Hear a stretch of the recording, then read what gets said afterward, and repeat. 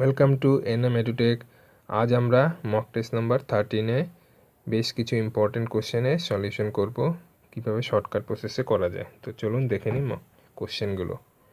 The ratio between two numbers is 2:3. If each number is increased by 4, the ratio between them become 5:7. The difference between the numbers. তো এই ধরনের অঙ্ক আমরা x না ধরে কিভাবে করতে পারি, দেখো এখানে 2:3 আছে।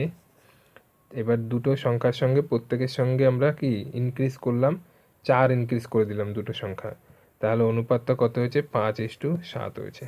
দেখো এখানে যেহেতু দুটো সংখ্যার সঙ্গেই আমি 4 বাড়িয়েছি, তাহলে দুটো সংখ্যার মধ্যে ব্যবধান কি একই হওয়া উচিত, একই হওয়া উচিত।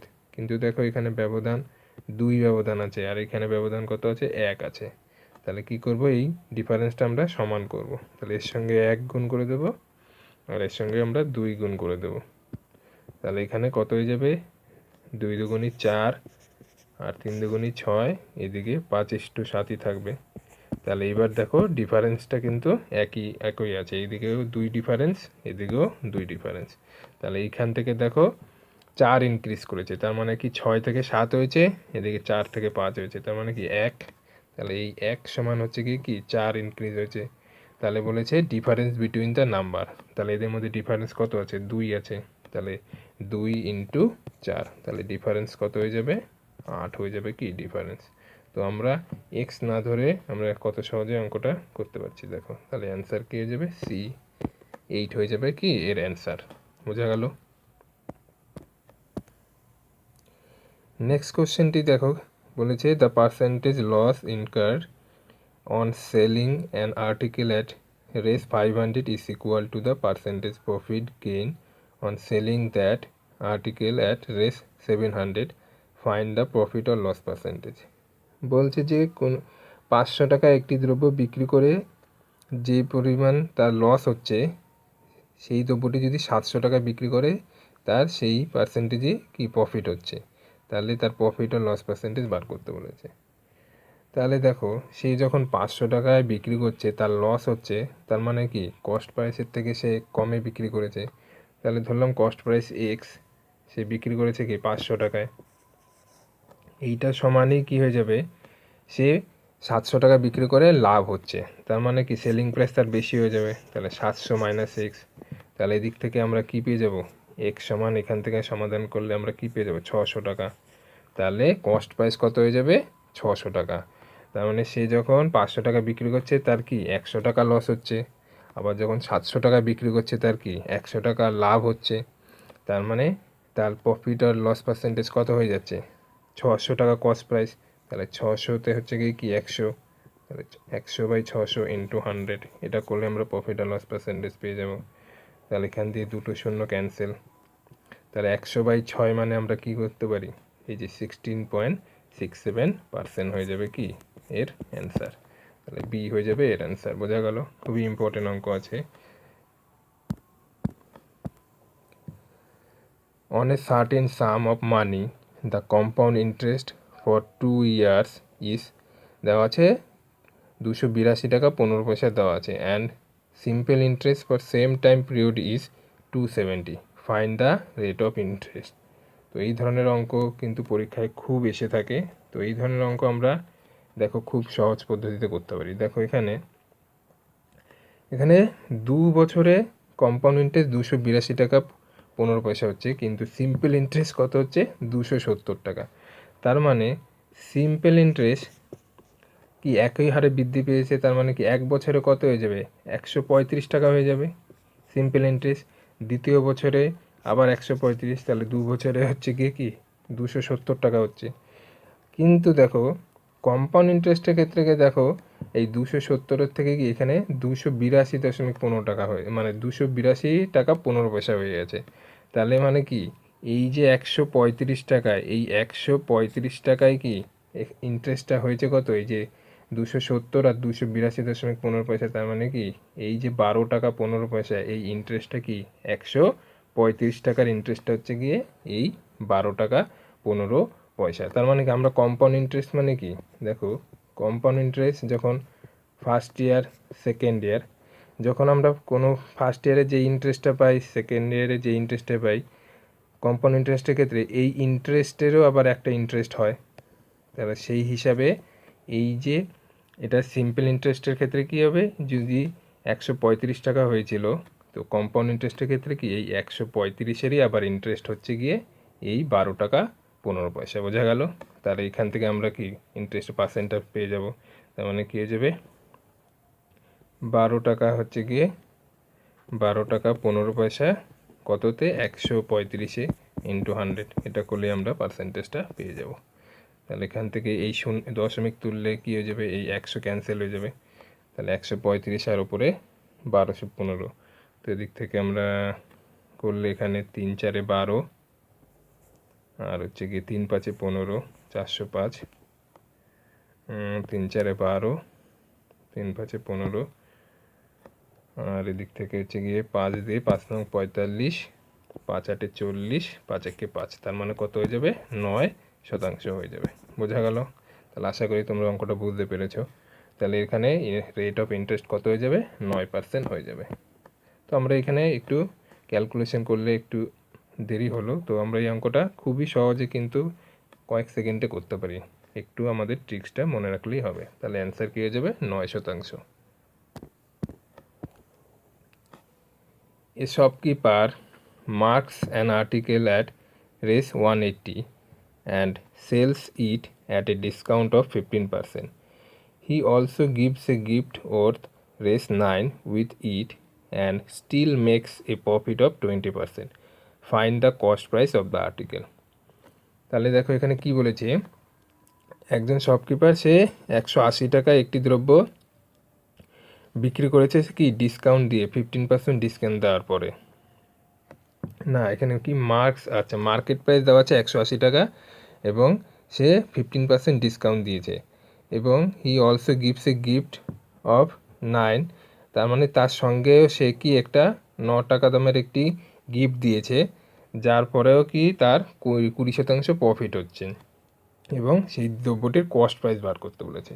তার মানে দেখো মার্কেট প্রাইস 180 দেওয়া আছে, 180 দেওয়া আছে, এবার কি 15% সে ডিসকাউন্ট দিয়েছে। 15% ডিসকাউন্ট মানে কি 85/100, তাহলে এটা কি হয়ে যাবে, সেলিং প্রাইস হয়ে যাবে। না, সেলিং প্রাইস এর সঙ্গে কি -9 হয়ে যাবে, সেইটা হয়ে যাবে সেলিং প্রাইস, কারণ এর সঙ্গে কি আরও একটা গিফট দিয়ে দিয়েছে 9 টাকা দামের। তাহলে এখান থেকে 0 0 ক্যান্সেল,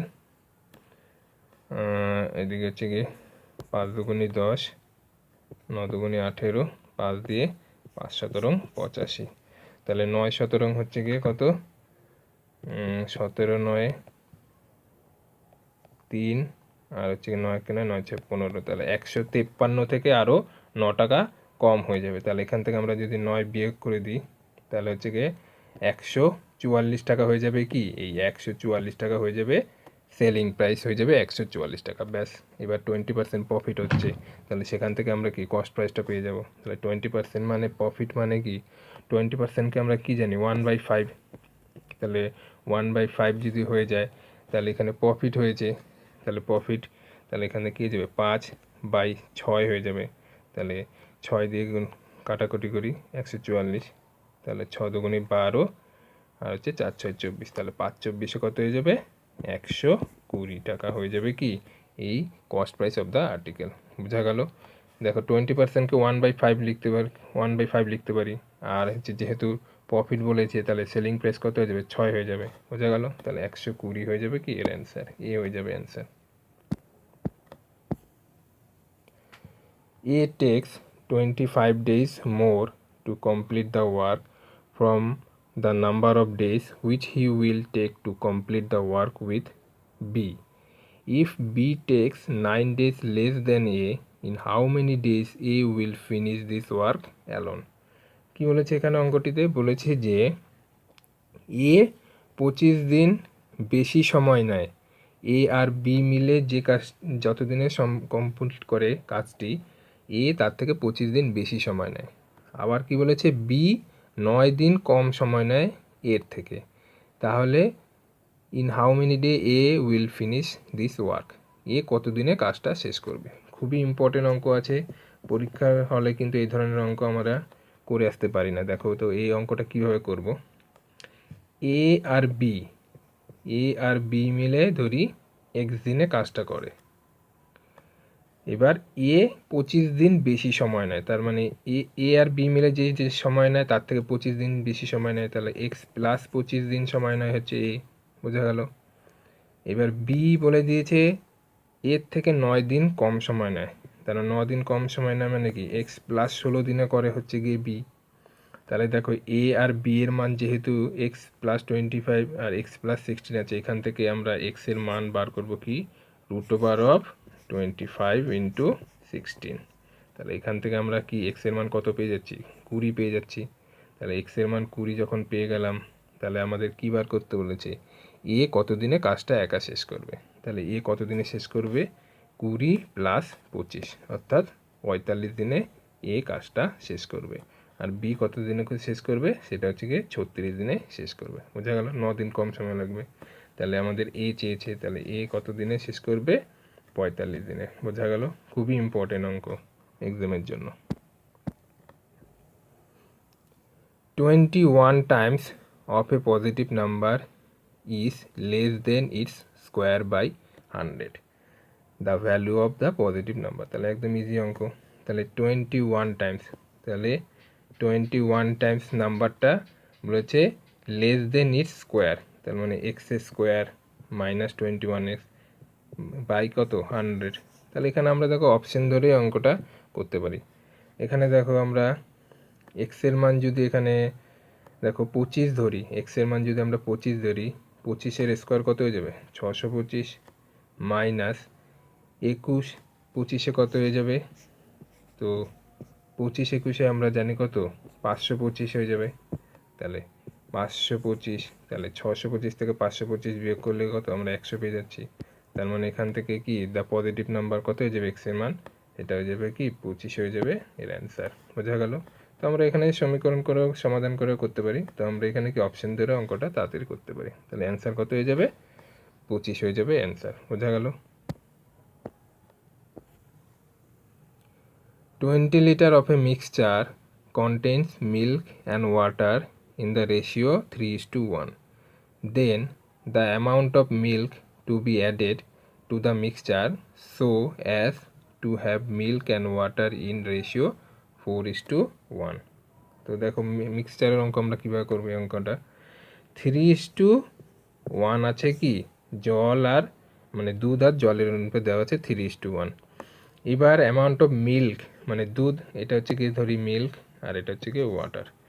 এবার কত পরিমাণ দুধ মেশালে মিক্সচারে মিল্ক আর মানে দুধ আর জলের অনুপাত 4:1 হবে।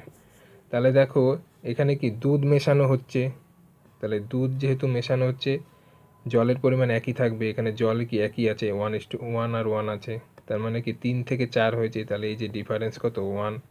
তার মানে দেখো প্রথমে কি ছিল 20 লিটার মিক্সচার, তার মানে কি 3:1, তাহলে এই 4 সমান হচ্ছে কি 20, তাহলে 1 সমান কত 5 হয়ে যাবে। তাহলে 1 সমান কি 5, তাহলে ডিফারেন্স দেখো এই যে মিল্ক কি 3 থেকে 4 হয়েছে, তাহলে এটাই তো বার করতে বলেছে যে কত দুধ মেশালে অনুপাতটা 4:1 হবে। তার মানে কি 5 লিটার দুধ মেশালে কি হয়ে যাবে এই অনুপাতটা পরে দুধ আর জল অনুপাত 4:1 হবে। তাহলে অ্যান্সার কি হয়ে যাবে, সি হয়ে যাবে অ্যান্সার। তো এক্স না ধরে আমরা অঙ্ক খুব তাড়াতাড়ি এইভাবে করতে পারি।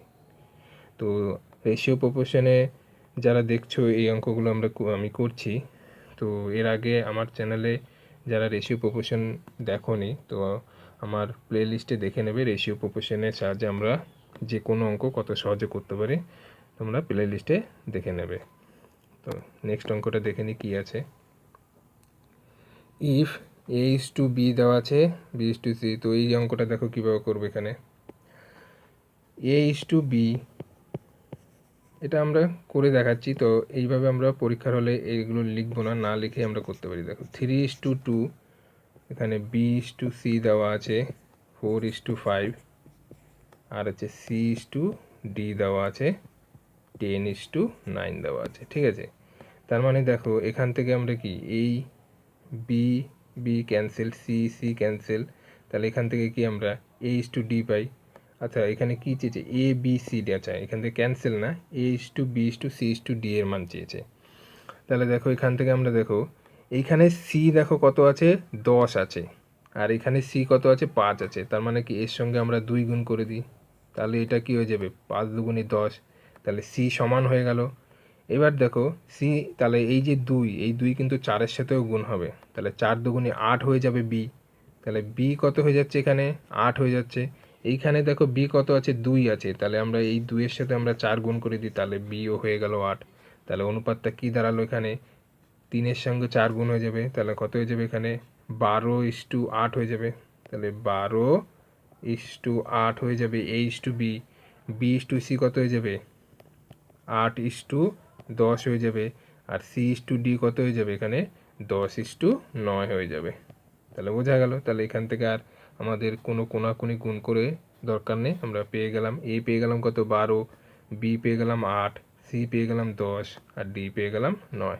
তাহলে 12:8:10:9 যেটা অপশন হয়ে যাবে সেটাই হয়ে যাবে অ্যান্সার। তাহলে 12:8:10:9, তাহলে 12:8:10:9 কী আছে, ডি হয়ে যাবে অ্যান্সার। বোঝা গেল। যদি এইচ টু ডি বার করতে দিত তাহলে আমরা এই যে এখান থেকে ক্যান্সেলগুলো করতাম, তো এখানে তো এ বি সি ডি 4টেই বার করতে বলেছে, তাহলে ডি হয়ে যাবে অ্যান্সার। বোঝা গেল। Price of a sugar decrease by 10%, therefore it consumption is increased to 250 gram per person from 200 gram per person. Find the net percent effect on the sales of sugar. তাহলে দেখো সুগারের দাম 10% কী হয়েছে, হ্রাস পেয়েছে, যার ফলে সে 200 গ্রামের থেকে সে 250 গ্রাম বেশি পাচ্ছে, 250 গ্রাম পার পার্সেন্ট বেশি পাচ্ছে। তাহলে তার net percent effect on the sales of a sugar বার করতে বলেছে। তাহলে 10 ছিল, ঠিক আছে, সে 200 গ্রাম পেত, তাহলে এখানে কত হচ্ছে 10×2 2000 হচ্ছে গিয়ে কস্ট, মানে প্রাইস হচ্ছে।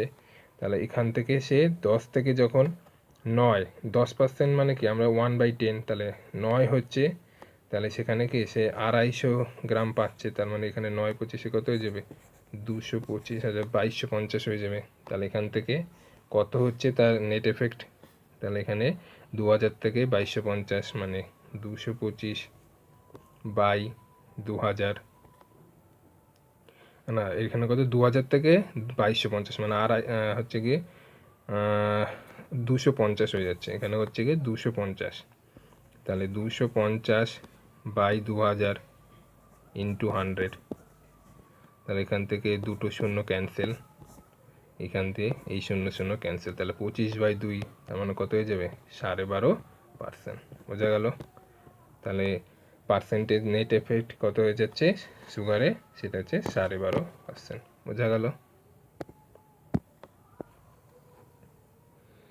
A and B can do a piece of work in 40 days and 30 days respectively. They work together for 12 days. After that, B was replaced by C. The work finished in next 8 days. In how many days C can alone finish the work? তাহলে এখানে আমরা total ওয়ার্কটা বার করে নিই, 40 আর 30-এর LCM করলে কত হয়ে যাবে 120 হয়ে যাবে। তাহলে এখানে এর এফিসিয়েন্সি কত হয়ে যাবে 3, আর বি এর এফিসিয়েন্সি হয়ে যাবে 4। এবার তারা 12 দিন একসঙ্গে কাজ করে এ আর বি, তাহলে 12 দিনে কত কাজ করবে 7, 3 আর 4 এফিসিয়েন্সি, তাহলে 7 12 84 কাজ করবে, প্লাস এইবার হচ্ছে কি বি রিপ্লেস করছে কি, বি রিপ্লেস করছে বাই সি, তার মানে বি ছেড়ে দিচ্ছে, এবার এ আর সি মিলে কাজ করছে। তাহলে এ 8 দিন কাজ করবে, এই যে বলেছে work finish in next 8 days, তাহলে 8 দিন কি এ আর সি করবে, তাহলে এর এফিসিয়েন্সি কত 3, তাহলে 3 × 8 ওয়ার্ক করবে এ, প্লাস আমরা তো সি এর এফিসিয়েন্সি জানি না, তাহলে সি এর এফিসিয়েন্সি ধরলাম এক্স, তাহলে এক্স সে কি 8 দিন করবে কাজ, এইটা কি এইটা সমান টোটাল ওয়ার্ক করে দিই, তাহলে টোটাল ওয়ার্ক হচ্ছে 120। তাহলে এখান থেকে আমরা 84 আর 24, তাহলে এখান থেকে 108, তাহলে এক্স সমান আমরা কত পাচ্ছি এখানে 12/8, অর্থাৎ কী পাচ্ছি 3/2 পাচ্ছি। তাহলে হচ্ছে কি সি এর এফিসিয়েন্সি 3/2 পেয়ে গেলাম, তাহলে টোটাল ওয়ার্ক 120, তাহলে সি টোটাল ওয়ার্ক করতে কত সময় লাগবে? এফিসিয়েন্সি মানে টোটাল ওয়ার্ক বাই এফিসিয়েন্সি 3/2, তার মানে 3 × 2 হয়ে যাবে, তাহলে 3 4 12, অর্থাৎ 40 দুগুণে কি 100, মানে 40 দুগুণে 80, তার মানে কি 80 দিন সময় লাগবে হচ্ছে গিয়ে কি এই কাজটা একা সি কমপ্লিট করতে। বোঝা গেল? তাহলে সি হয়ে যাবে অ্যান্সার। খুবই ইম্পর্টেন্ট অঙ্ক আছে। A man rose two a place 60 kilometre distance at back in 13 hours 30 minutes. He find that he can row 5 km with the stream in the same time as he can row 4 km against the stream. Find the rate of the stream. বলছে সে অনুকূলে আর প্রতিকূলে 60 kilometre যেতে এবং আসতে সময় লাগে 13 ঘন্টা 30 minute. এবার বলছে সে 5 কিলোমিটার মানে অনুকূলে যে সময় যায় সেই সময় একই সময়ে সে প্রতিকূলে 4 কিলোমিটার যায়, তাহলে রেট অফ দ্য স্ট্রিম স্রোতের বেগ বার করতে বলেছে। তাহলে দেখো এখানে ডিস্টেন্স ডাউন স্ট্রিম আর হচ্ছে কি আপ স্ট্রিমের অনুপাত কত আছে? 5:4 আছে। তাহলে স্পিডের অনুপাতও কত হয়ে যাবে? 5:4 হয়ে যাবে। তো এখানে স্পিডের অনুপাতও 5:4 হয়ে যাবে। তাহলে এখানে 60 কিলোমিটার, তাহলে ধরে নিলাম ডাউন স্ট্রিম হচ্ছে গিয়ে 5x প্লাস আপ স্ট্রিমের স্পিড হচ্ছে গিয়ে কি 4x, এই সমান 13 ঘন্টা 30 মিনিটকে কী লিখতে পারি আমরা? 13.5 লিখতে পারি।